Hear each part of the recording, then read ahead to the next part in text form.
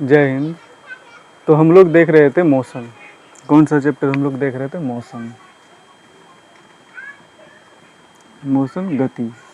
गति क्या है? कोई भी ऑब्जेक्ट जब अपने आप में मूव कर रहा होता है, चल रहा होता है। जैसे हम ही लोग चल रहे, इंसान के हम लोग कहा जाता है कि जो डिफिनेशन पढ़ते हैं हम लोग सजीव का या फिर लिविंग थिंग्स का हम डिफिनेशन पढ़ते हैं, उसमें कहा जाता है, ये 6 क्लास 7 क्लास में 5 क्लास में दिया हुआ था, सजीव किसे कहते हैं। तो उसमें एक जो इम्पोर्टेंट क्राइटेरिया है वो होता है कि वो मूव कर रहा होता है या उसमें वृद्धि हो रही होती है, तो मूवमेंट होती है उसमें समय के अनुसार से।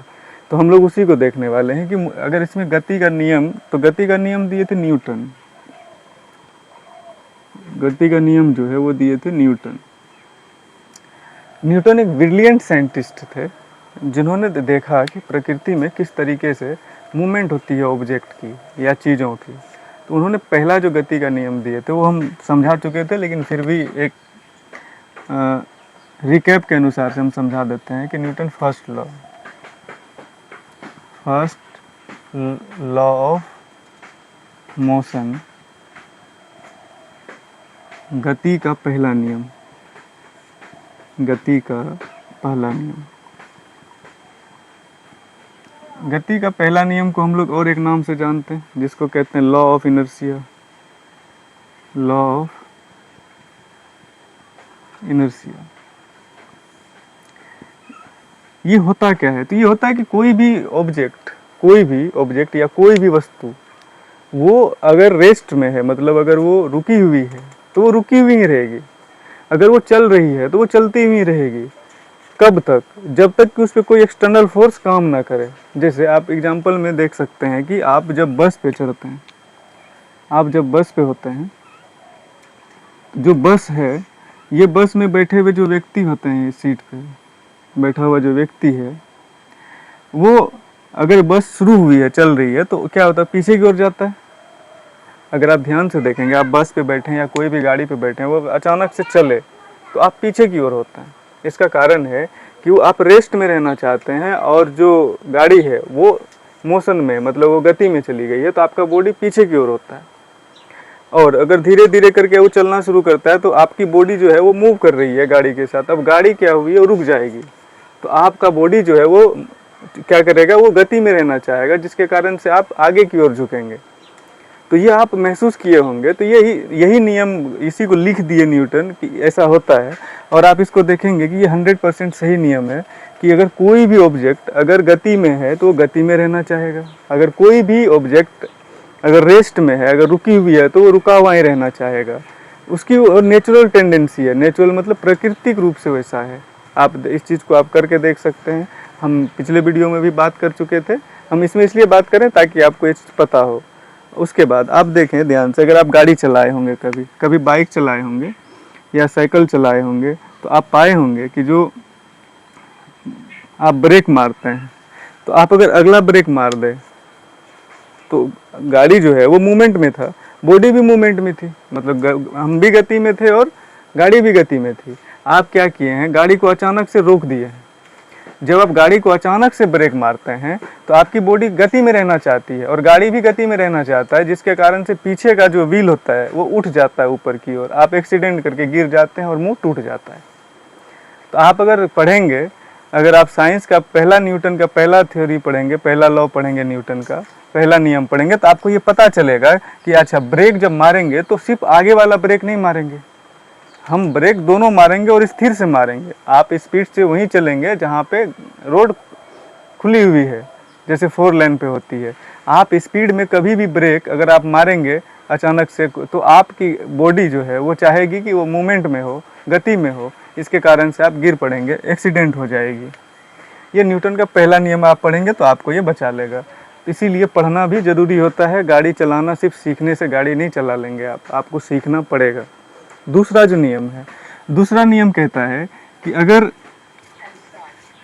आप ताकत लगा रहे हैं, क्या कहता है कि अगर आप बल लगा रहे हैं तो बल जो है वो द्रव्यमान, बल जो है वो द्रव्यमान और त्वरण का गुणनफल होता है। बल द्रव्यमान और त्वरण का गुणनफल होता है। बल का डायरेक्टली प्रोपोर्शनल होता है द्रव्यमान और त्वरण का गुणनफल। और अगर आप देखेंगे द्रव्यमान और त्वरण के बीच में जो संबंध है इन दोनों के बीच में, वो है इन्वर्सली प्रोपोर्शनल। इन्वर्सली प्रोपोर्शनल का मतलब होता है कि एक बढ़ेगा तो दूसरा घटेगा, अगर दूसरा घटेगा तो पहला बढ़ेगा, ये होता है इन्वर्सली प्रोपोर्शनल। और अगर डायरेक्टली प्रोपोर्शनल की बात करें तो अगर ये बढ़ेगी तो ये टोटल भी बढ़ेगा, अगर ये बढ़ेगी तो ये टोटल भी बढ़ेगा। इसीलिए इन दोनों के बीच में जो रिश्ता है वो इन्वर्सली प्रोपोर्शनल है, और इन दोनों के बीच में जो है वो डायरेक्टली प्रोपोर्शनल हो जाता है गुणनफल के अनुसार से। एग्जाम्पल से समझिए, आपकी बाइक अगर 100 किलो की है, आपकी बाइक 100 किलो की है, तो आप अगर शुरुआत में अगर बल लगा रहे हैं तो त्वरण कम है, त्वरण कम है, तो आपकी गाड़ी जो है वो वजन ज़्यादा लगेगा आपको। जैसे आप चलाएं उसको पैदल ऐसे, मतलब अगर आप उसको हाथ से अगर घड़काने की कोशिश करें तो क्योंकि उसका त्वरण कम है, स्पीड कम है, तो वो गाड़ी आपको भारी लगेगा।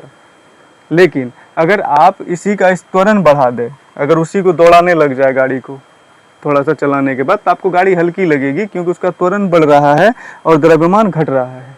क्या बढ़ रहा है?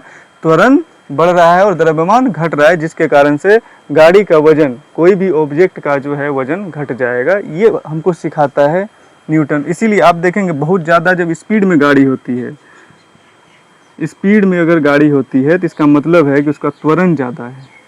क्योंकि त्वरण का अगर आप परिभाषा देखें, एक्सीलरेशन का अगर आप परिभाषा देखें, तो एक्सीलरेशन का परिभाषा कहता है कि प्रति सेकंड स्पीड में जो परिवर्तन होता है उसी को हम लोग त्वरण कहते हैं।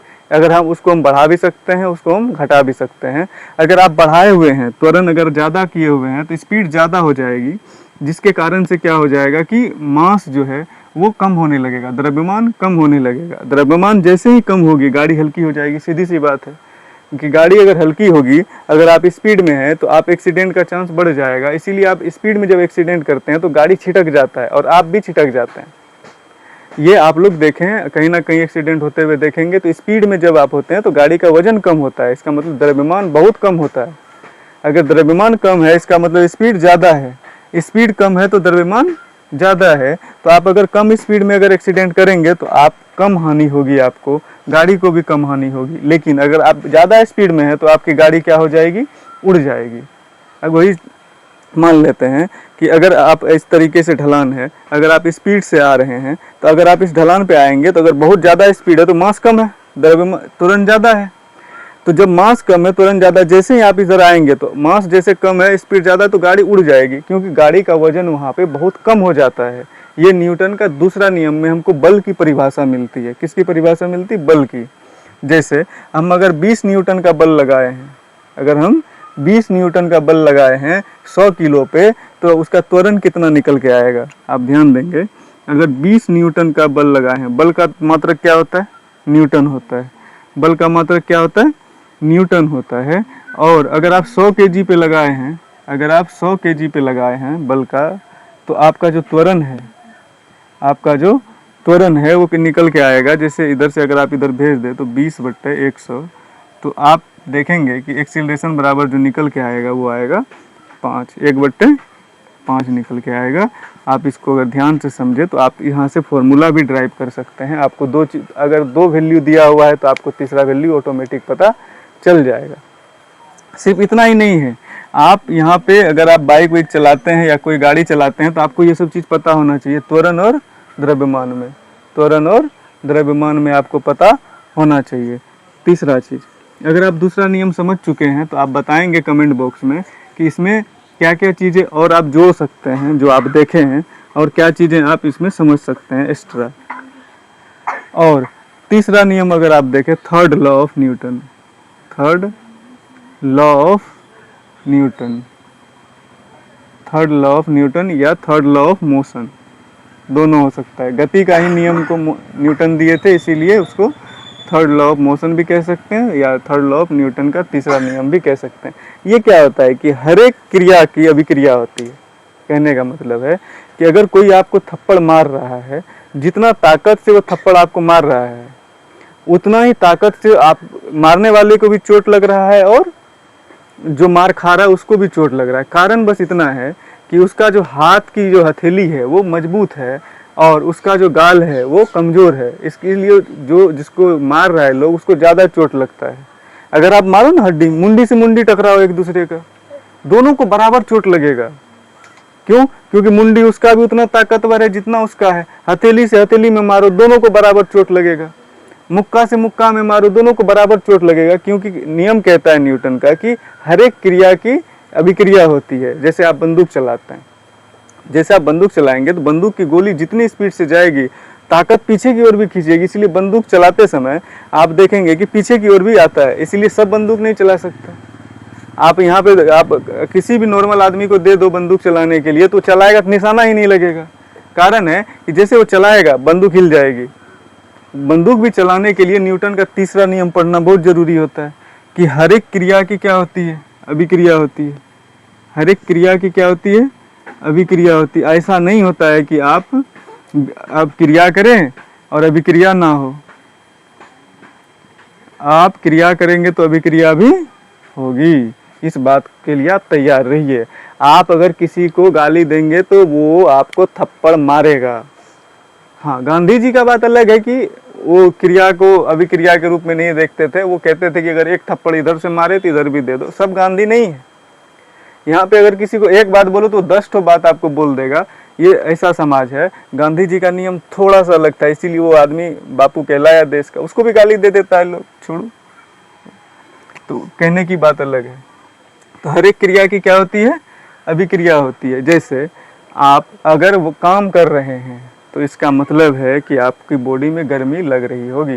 कारण है कि आप काम कर रहे हैं, क्रिया कर रहे हैं, तो अभिक्रिया भी हो रही है। जैसे आप काम करते हैं तो आपको पैसे मिलते हैं, क्रिया करते हैं तो अभिक्रिया के रूप में आपको पैसा मिलता है, रिजल्ट के रूप में। आप पढ़ते हैं तो आपको ज्ञान मिलता है।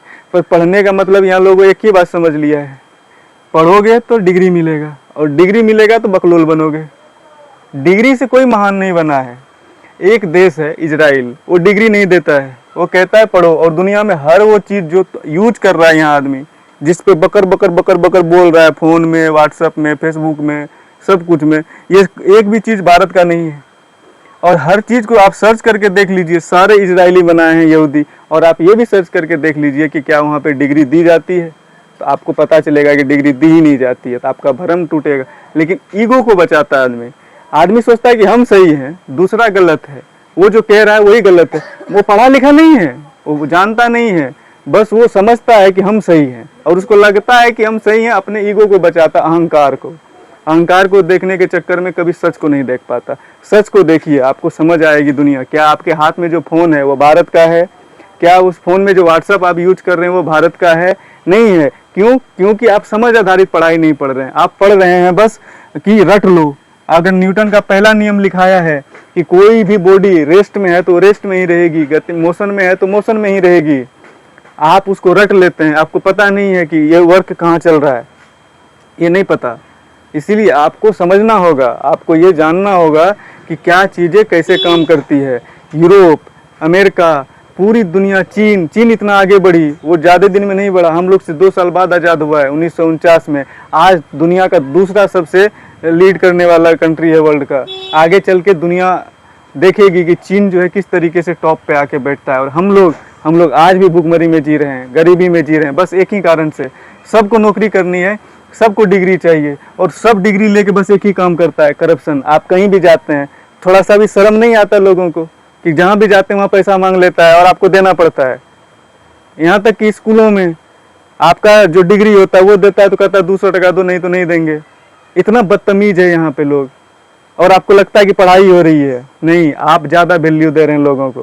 क्यों दे रहे हैं हम बताते हैं, क्योंकि आपको कुछ नहीं पता है, आप बस बकैत हैं। थोड़ा झांकिए अपने अंदर और समझिए कि पढ़ाई क्या है, साइंस क्या है, तब जाके आपके बच्चे कुछ नए खोज कर पाएंगे, देश की संरचना कर पाएंगे। देश में 15 अगस्त में चिल्लाने से नहीं हो जाएगा, ये भी जानने से हो जाएगा कि आखिर हम इसको पढ़ते क्यों है, पढ़ना क्यों चाहिए। हम इसीलिए पढ़ाते हैं। कोई शौक नहीं था हमको मास्टर बनने का, लेकिन बनना पड़ा।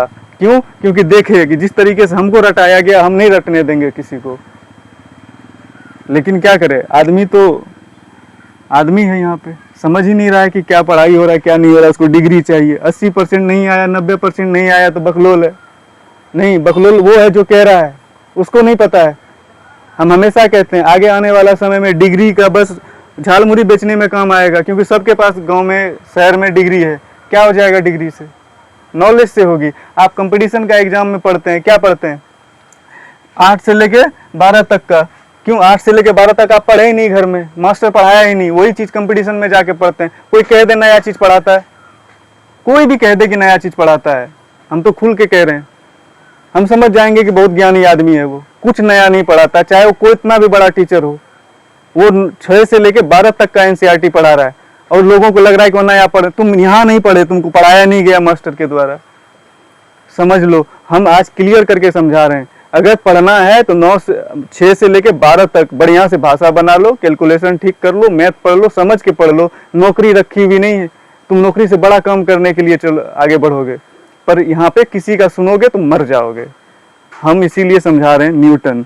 न्यूटन सोचा था कि कोई भी चीज गिरी तो क्यों गिरी, तो उसका नाम दिया उस फोर्स का, गुरुत्वाकर्षण। और आज दुनिया बदली गुरुत्वाकर्षण से। अगर गुरुत्वाकर्षण नहीं बताता तो आपके हाथ में जो फोन है वो भी नहीं होता।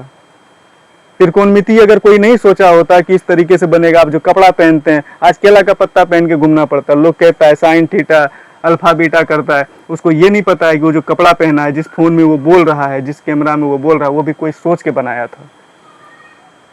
आपको नहीं पता है, इसीलिए कम से कम आप मुंह बंद रखेंगे तो अच्छा रहेगा। हम आज न्यूटन का तीसरा नियम पढ़ाए हैं, क्रिया और अभिक्रिया। आप क्रिया करेंगे तो अभिक्रिया होगी। आप अगर समझ के पढ़ेंगे तो आपकी दिमाग खुलेगी, नहीं तो गोबर गणेश तो बना ही रहा है पूरा का पूरा सिस्टम। अगर बहुत अच्छी स्कूल होती ना तो आज अपना ब्रांड का फ़ोन आप यूज कर रहे होते, अपने ब्रांड का फ़ोन यूज कर रहे होते, अपना ऐप चला रहे होते। आपके पास तो एक मैसेज करने वाला ऐप नहीं है। व्हाट्सअप भी आज अमेरिका का चला रहे हैं, फ़ोन तो दूर की बात है, फ़ोन चाइनीज़ फ़ोन चला रहे हैं।